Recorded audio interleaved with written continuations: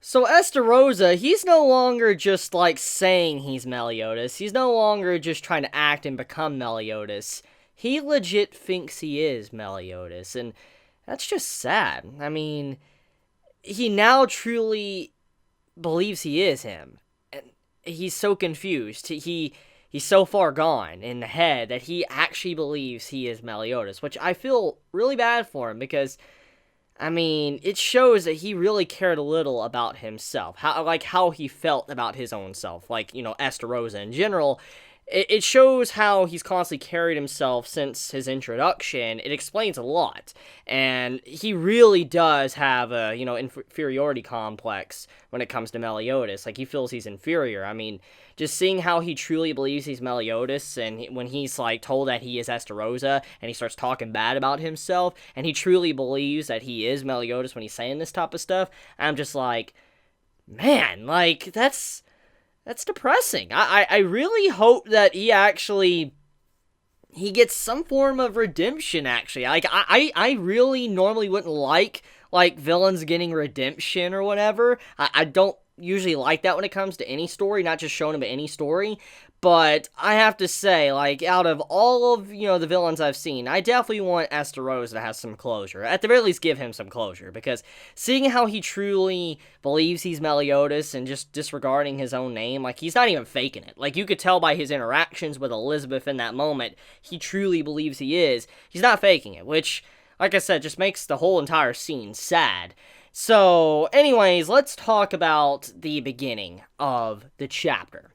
So, we have it to where Dreyfus demonstrates a new magic ability. And the ability is very similar to Fraudrin.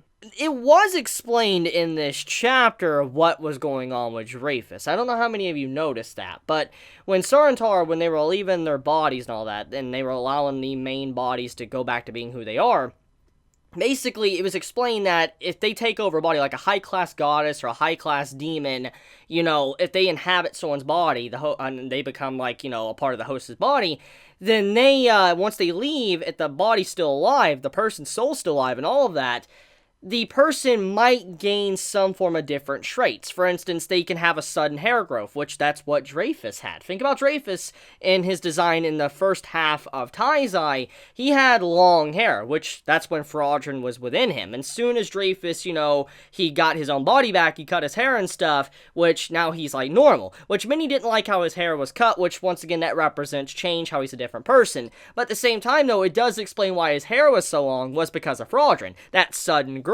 But then, on top of that, too, the reason why he has a magic ability that is very similar to, Fraudrin's is because Fraudrin was a high-class demon that was residing in Dreyfus's body for a very long time. And after he left, he now has that magic ability. Maybe not as strong, but he does have that magic ability. So that was explained by Sar in this chapter. The reason why Dreyfus was able to do that was because of Fraudrin being within him.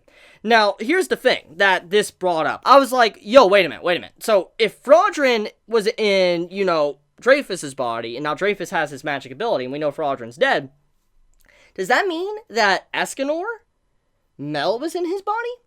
Hear me out. We know ever since the beginning, Escanor stated that he was born with sunshine, the grace, sunshine. He's had that blessing for a long time since he was a kid. He was born that strong.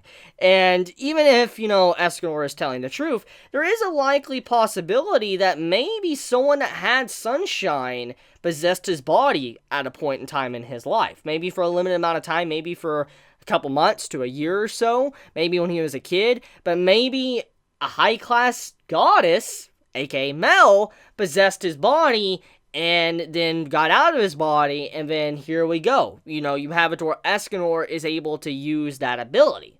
That could be a potential possibility.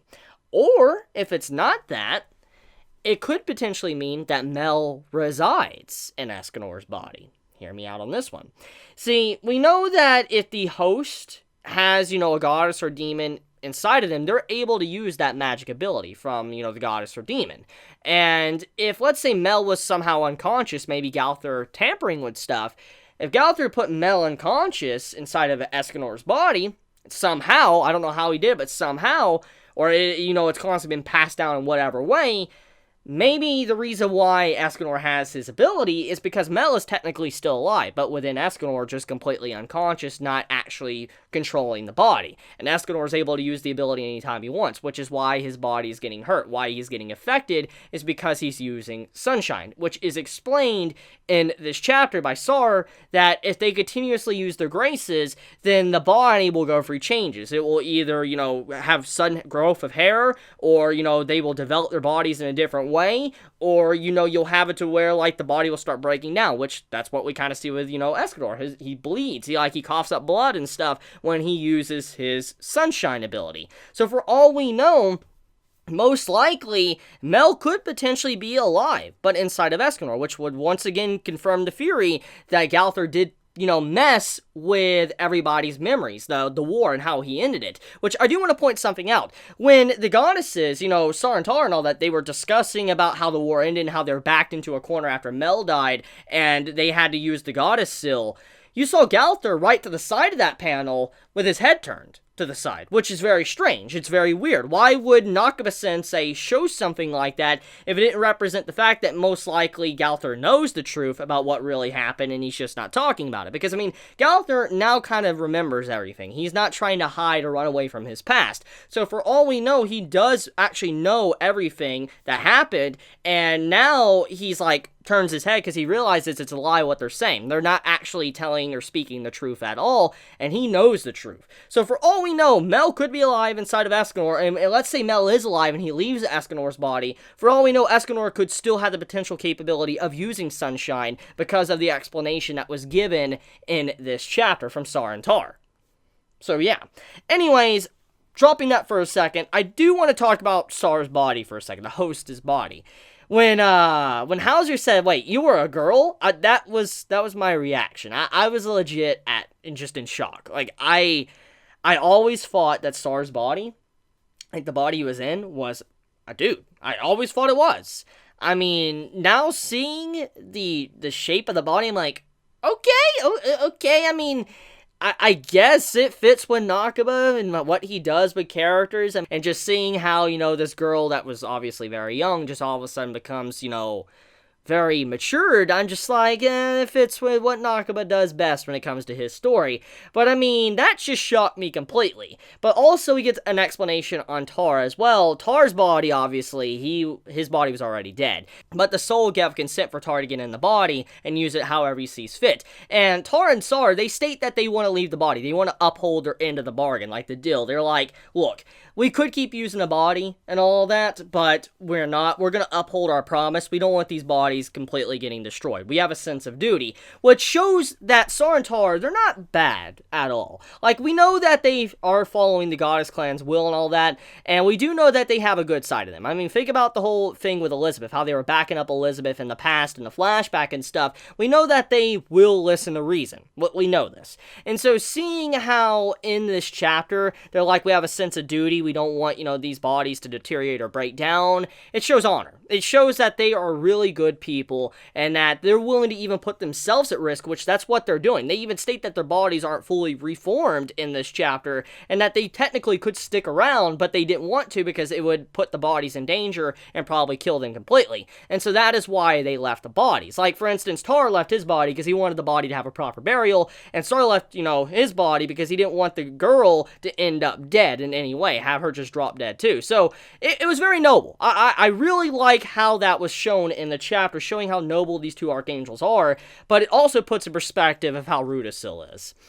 I highly doubt Rudasil is going to show the same kindness that Sar and Tar did in this chapter. I believe Rudasil would probably destroy Margaret's body. He would allow her to get completely obliterated, and I do believe, now thinking about it, I believe that the reason why Hendrickson was probably taken alongside of Rudasil was probably because Rudasil knows that the body won't hold up, and Rudisil most likely will throw Margaret's body out the window just to possess Hendrickson's body. I do sense something like that happening. Just something tells me that that is the reason why Rudisil brought Hendrickson around in the first place, because Rudisil is not a good person, by any means. He slaughtered an innocent human village like it was nothing. He killed a bunch of fairies and giants, so he is not a good dude, by any means. So when you think about it, it does prove a point that I feel like he's not going to uphold a sense of duty for Margaret at all. I believe that he's willing to just allow her to drop dead, and then once her body does deteriorate, he's just going to shift over to Hendrickson and then use his body, which